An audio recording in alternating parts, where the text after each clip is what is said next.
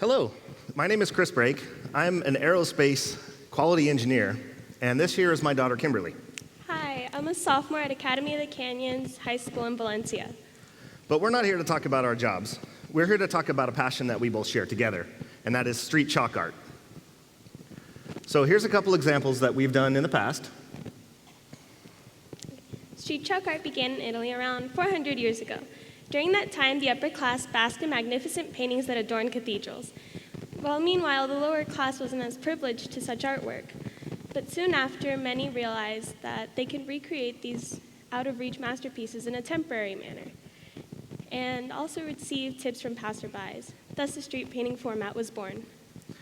To this day in Italy, you can still find street painters earning money for college tuition, for meals, or just the experience itself. However, here in the United States, street painting has become more of a highlight for outdoor art festivals.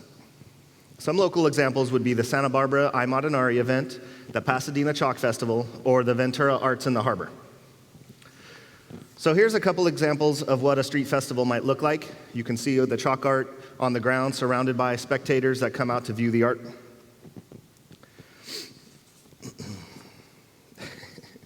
So street painting is done with a pastel chalk, not actual paint. It's made to be temporary in nature. I kind of think of it as it's a snapshot in time, something created for those of the viewers that came out for the event, whether it be a weekend or a one day. I also like the opportunity it provides spectators to see how an image is created, the steps made throughout the process, instead of just a completed painting hanging on a wall. So, such as how was that textured look created? How were those colors blended? How many layers are in the face? So again, throughout the event, people can come back and forth and see how the image is created, and not just one, but sometimes up to 50, 60 different artists. So here are some images that Kimmy or I have done in the past. So I'm a huge Star Wars fan, so of course I had to do Jabba the Hutt.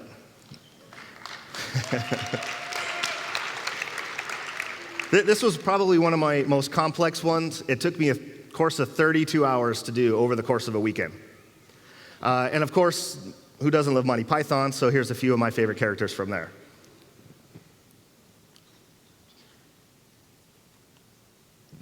And being a huge Disney fan, I created Belle at a Balboa Chalk Festival and Stitch at the Bakersfield Chalk Festival.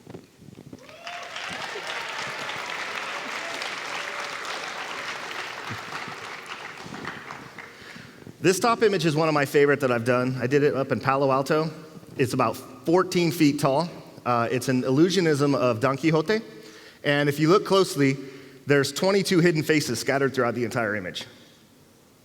And since Kimmy's a big Disney fan, and so is my family, I had to do the Caterpillar and Alice in Wonderland.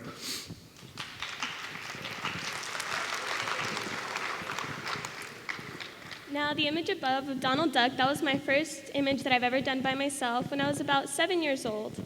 And the second image is another one that I thought was very unique. So what does street painting encompass? Patience. Exactly. So the average event takes about 20 hours to do a street painting. Not just the time invested, but you got to think about imagine sitting in the sun for 10 hours a day. It gets pretty uncomfortable. Sometimes you just got to bear through it. And talk about being sore for 3 or 4 days from laying on the asphalt. So this sounds wonderful, right? You know, why do we do this? We must be crazy or something.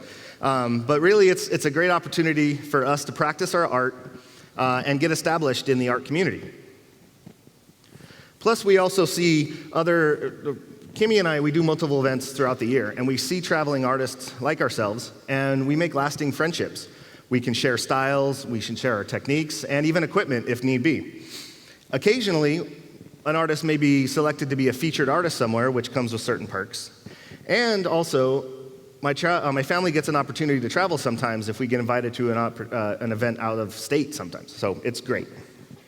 Okay, Dad, now don't forget about the charitable causes we help.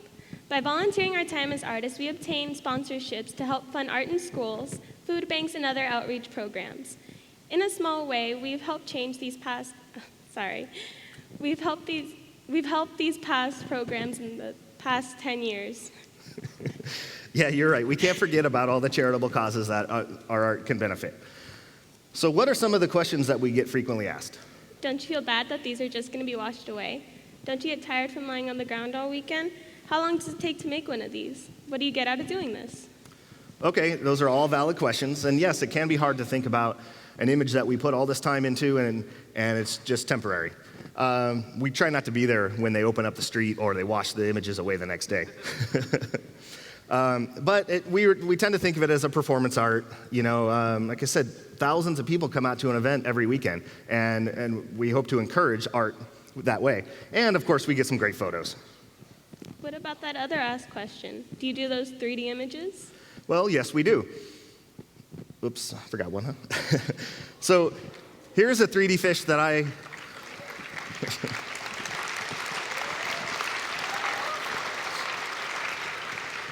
This is a 3D image that I did here a couple years ago at the Thousand Oaks Art Festival. And now 3D images are fun, they're great to do, but they're not always understood.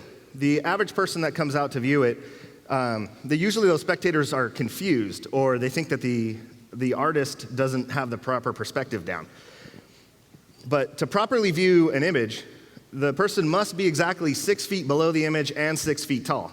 And even still, the human eye doesn't quite process the way it should be. So when you take a photo, the camera forces it back into a 2D perspective, and now the 3D image pops off the ground. So for example, let's take a look at these dancers in the proper perspective. So the ballet dancer, both of her feet, one is kind of low and the other one is higher up in the air. If you'll notice in this image, they appear to be about the same size. But if you can see, look closely, that bottom foot is about 1 brick tall. Now we'll go to the opposite end, and you can see that the image is really distorted. That foot itself, the upper one that appeared to be the same size as the other one, is now 3.5 bricks tall. So there is some mathematical equation involved in some of these. As a side note, these 3D images that we've shown are usually a bit easier to do since there's no background. These ones normally take 6 to 8 hours to complete. You know those 3D images such as falling into a large hole or cavern? Those ones are fun to participate in, but usually take a team of up to 5 artists to complete over the span of a week. Okay, next we want to show you a quick time-lapse video that we worked on together. This was an image that took us together as a team 5.5 hours, and it was a commercial. It was a commercial that we did for a client.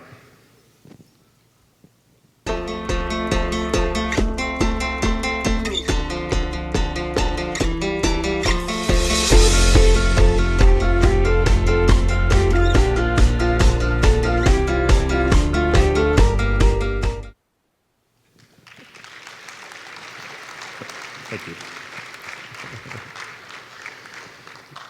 So this other image on the top is a recreation of David and Goliath. This is one of the largest ones I've ever done. It's 18 feet tall. And here is a couple of stained glass images that Kimberly did that we really enjoyed. So, okay, Kimberly, before you're done, what is your favorite part about street painting?